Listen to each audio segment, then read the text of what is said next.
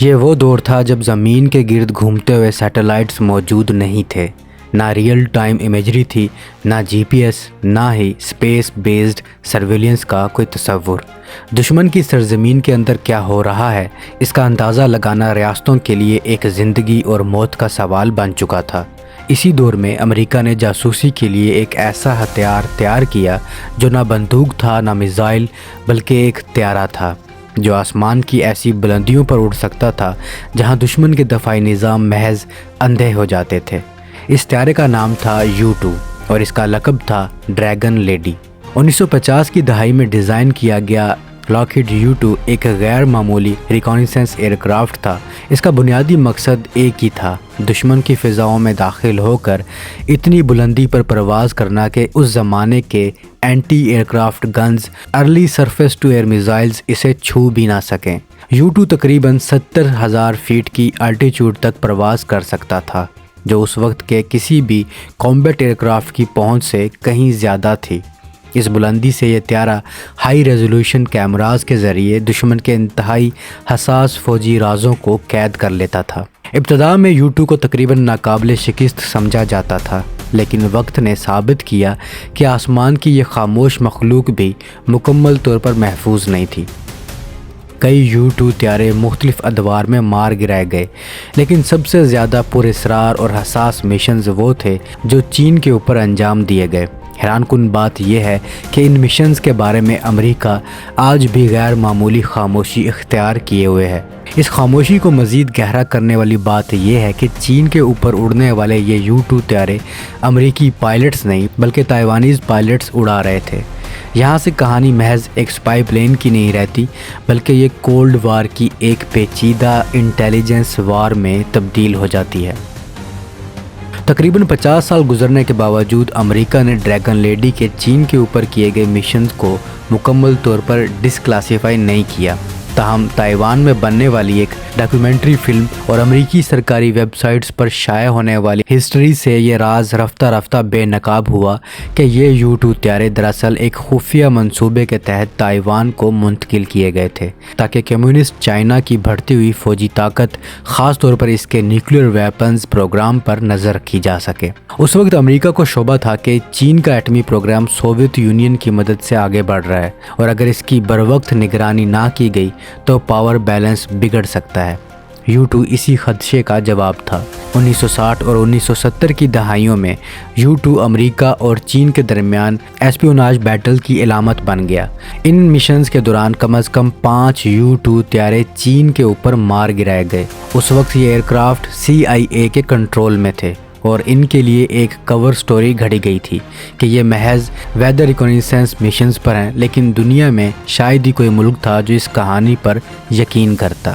یہ جھوٹ اس وقت مکمل طور پر بے نقاب ہو گیا جب 1960 میں سوویت یونین نے ایک CIA آپریٹڈ U-2 طیارہ مار گرایا اور اس کے پائلٹ گیری پاورز کو گرفتار کر لیا۔ پاورز پر باقاعدہ ٹرائل ہوا اور امریکہ کو بالآخر تسلیم کرنا پڑا کہ یہ ویدر مشنز نہیں بلکہ ایک جاسوسی آپریشن تھا۔ پاورز کو بعد میں پریزنر سویپ کے ذریعے واپس لایا گیا، لیکن اس واقعے نے U-2 پروگرام کی تقدیر بدل دی۔ گیری پاورز کے واقعے کے بعد امریکہ کسی بھی صورت یہ نہیں چاہتا تھا کہ اس کے اپنے پائلٹس دوبارہ دشمن کی قید میں آئیں اور ایک اور ڈپلومیٹک کرائسس پیدا ہو۔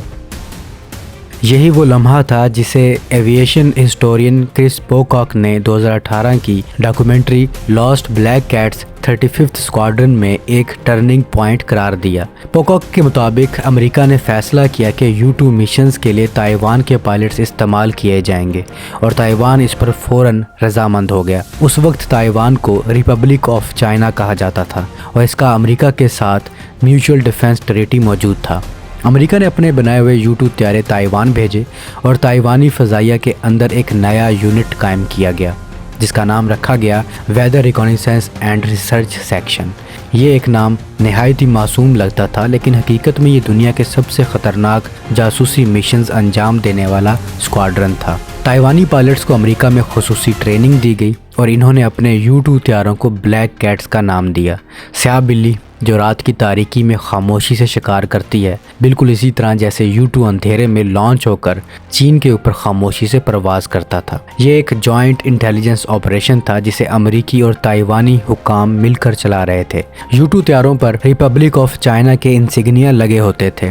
پائلٹس ROC ایئر فورس کے افسران ہوتے تھے، لیکن مشن پلاننگ واشنگٹن میں ہوتی تھی اور انٹیلیجنس دونوں ممالک میں شیئر کی جاتی تھی۔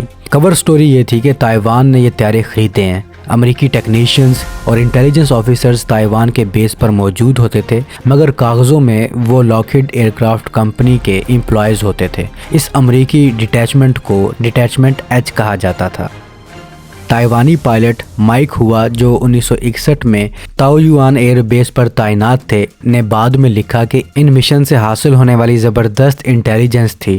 ہر مشن چین کے اندر تقریباً 100 میل چوڑا اور 2000 میل لمبا علاقہ فوٹوگراف کرتا تھا۔ ان تصاویر میں نہ صرف فوجی تنصیبات کے درست مقامات نظر آتے تھے، بلکہ زمین پر ہونے والی سرگرمیاں بھی واضح دکھائی دیتی تھی۔ U2 کے سینسرز نے چین کی ریڈار کیپیبلٹیز کے بارے میں بھی قیمتی معلومات فراہم کی۔ تائیوان کی منسٹری آف ڈیفنس کے مطابق بلیک کیٹس نے 1962 سے مئی 1974 کے درمیان 220 جاسوسی مشنز انجام دیے، جن میں چین کے 30 صوبوں پر مشتمل ملین اسکوائر کلومیٹر سے زیادہ علاقہ کور کیا گیا۔ لیکن جلد ہی یہ واضح ہو گیا کہ U2 ناقابل تسخیر نہیں ہے۔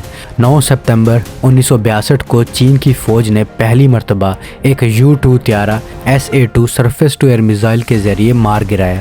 یہ لمحہ بلیک کیٹس کے لیے ایک سخت جھٹکا تھا۔ چین نے آہستہ آہستہ U2 کی فلائٹ پیٹرنز، ٹارگٹس اور روٹس کو سمجھنا شروع کر دیا۔ PLA نے اپنے میزائل سائٹس کو مستقل رکھنے کی بجائے موویبل بنا دیا تاکہ اگلے مشنز کے مطابق انہیں ری پوزیشن کیا جا سکے۔ یہ ایک عجیب و غریب کیٹ اینڈ ماؤس گیم بن چکا تھا جسے پوکاک نے literal black cat and mouse game کہا۔ 1 نومبر 1963 کو ووہان کے قریب ایک سسپیکٹڈ نیوکلیر فیسلٹی پر نظر رکھنے والا U2 طیارہ SA-2 میزائل سے تباہ کر دیا گیا۔ پائلٹ زندہ گرفتار ہوا اور بعد میں ہانگ کانگ کے ذریعے امریکہ منتقل کیا گیا، لیکن اسے 1990 تک تائیوان واپس جانے کی اجازت نہیں دی گئی۔ 7 جولائی 1964 کو ایک اور U2 طیارہ فوجیان پروونس کے اوپر مار گرایا گیا جو ہائنان آئیلینڈ سے نارتھ ویتنام تک چین کی سپلائی روٹس کی نگرانی کر رہا تھا۔ پائلٹ ایجیکٹ نہ کر سکا اور ہلاک ہو گیا۔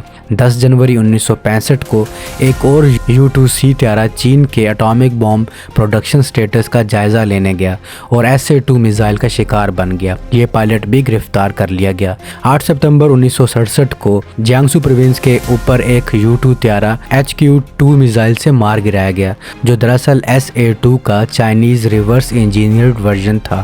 ایک اور U2 نائٹ ریکانیسنس مشنز کے دوران یلو سی کے اوپر فلائٹ کنٹرول فیلئر کے باعث لاپتہ ہو گیا اور ایک ہفتے کی سرچ کے باوجود اس کا کوئی سراغ نہ مل سکا۔ بالآخر تائیوان نے اپنے U2 طیارے امریکہ کو واپس کر دیے، لیکن ڈریگن لیڈی کی کہانی یہی ختم نہیں ہوئی۔ آج بھی US ایئر فورس ان طیاروں کو آپریٹ کر رہی ہے۔ جدید U2S بلاک 10 میں GEF 118-101 انجن لگا ہے، ایڈوانسڈ فائبر آپٹک سسٹمز ہیں، electro optical infrared cameras, synthetic aperture radar, signal intelligence اور network centric communication capabilities موجود ہیں۔ 2023 میں U2 ایک بار پھر خبروں میں آیا جب اس نے امریکہ کے اوپر اڑنے والے چینی سپائی بیلون کی نگرانی کی اور پائلٹ نے ہائی الٹیٹیوڈ پر اس کے ساتھ سیلفی بھی لی۔ اگرچہ US ایئر فورس 2026 میں U2 کو ریٹائر کرنے کا ارادہ رکھتی ہے، لیکن تب تک ڈریگن لیڈی اپنی آخری پروازوں میں شاید مزید راز،